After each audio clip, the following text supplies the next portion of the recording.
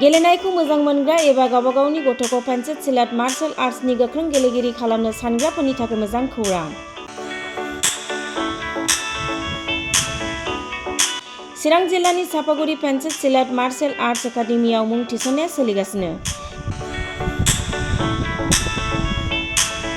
नोंथांमोना नोंथांमोननि गथ'खौ सापागुरि पेन्सिल सिलाट मार्शल आर्ट्सनि एकाडेमियाव मुं थिसननो हागोन।